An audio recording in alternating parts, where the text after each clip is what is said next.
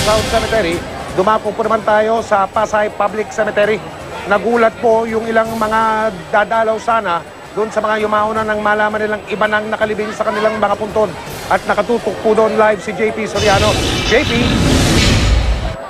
Mike, iba't ibang tagpo ang nasaksihan natin dito sa Pasay Public Cemetery ngayong araw, pero iba't iba man ang kanilang karanasan ay iisa lang kanilang layunin para sa araw na ito. Ito ay para gunitain ang kanilang mga namayapang mahal sa buhay.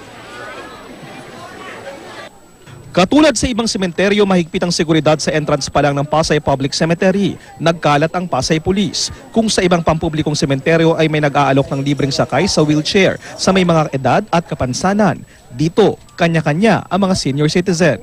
Ang 74 na taong gulang na si Lola Biring, hirap maglakad dahil sa rayuma, pero di nagpapigil sa panatang dalawin ang puntod ng kanyang inang si Adelaida. Pumanaw raw kasi ang kanyang inang may sama ng loob sa kanya. Mahal ko yung nanay ko kasi kasi ako maliit pa, kaya kumbaga sinusuklihan ko lang siya ngayon. Nasa 3 ektarya ang Pasay Public Cemetery kung saan mahigit 30,000 ang nakahimlay. Ang ilang labi, nasa 4 na palapag na apartment type na libingan. Pahirapan ang pagtirik dito ng kandila. Pagkakataon ito ng akyat Cindy Boys and Girls para kumita. Tulad ni Payo na binayaran para sindihan ang kandila ng puntod ng isang lola. 5 taon lang ang renta sa mga apartment type na puntod. Kapag lampas na, ililipat ang labi sa ibang himlayan gaya nito. Pero si Aling Lourdes na galing pang Cavite, nagulat nang makitang iba na ang nakalibing sa puntod ng kanyang lola at 3 kaanak. 2010 daw niya huling nadalaw ang puntod. Halos manlumo raw si Lourdes nang malamang iba na ang nasa puntod ng kanyang mga kaanak. Hindi ko sa pag-aano na, matagal na ko sa amin to eh. Sa lola po namin, kanununuan pa ho namin. Sa amin na po ito.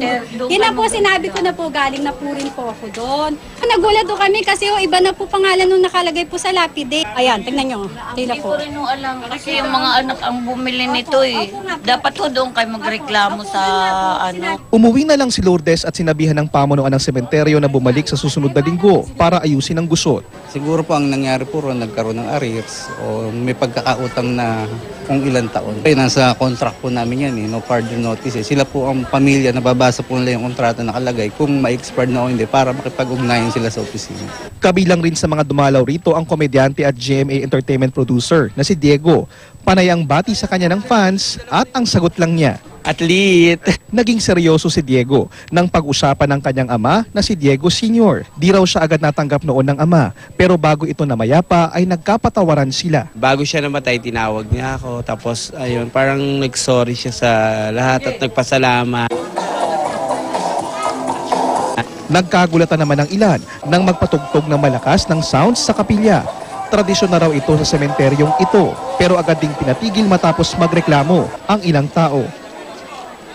At Mike, sa mga oras sa ito ay sunod-sunod lang ang pagdating ng ating mga kababayan dito sa Pasay Public Cemetery, pero sunod-sunod din yung paglabas ng mga kababayan nating tapos nang dumalaw sa kanilang mga yumaong mahal sa buhay. At Mike, public service lang, inilapit sa atin ng isang barangay official dito sa Pasay Public Cemetery ang batang ito na si Christopher at 4 na oras na raw siyang nawawala, Mike. At sa mga makakakita po sa batang ito ay maaari pong kunin ito sa booth ng Pasay Police na narito sa harap ng sementeryo. Ilang taong ka na, Christopher? 3. Ilang taong ka na daw? 3. 3. O sino kasama mo? Wala. Ikaw lang. O yun po, sa mga makakita po sa kanya, pwede po siyang kunin dito. At yun nga po, payo sa mga magulang, ingatan po ang inyong mga anak. Kung maaari, wag na nga hong isama para matiyak na sila iligtas. At yan muna ang latest mula rito sa Pasay Public Cemetery. Balik muna sa iyo, Mike. Maraming salamat, JP Soriano.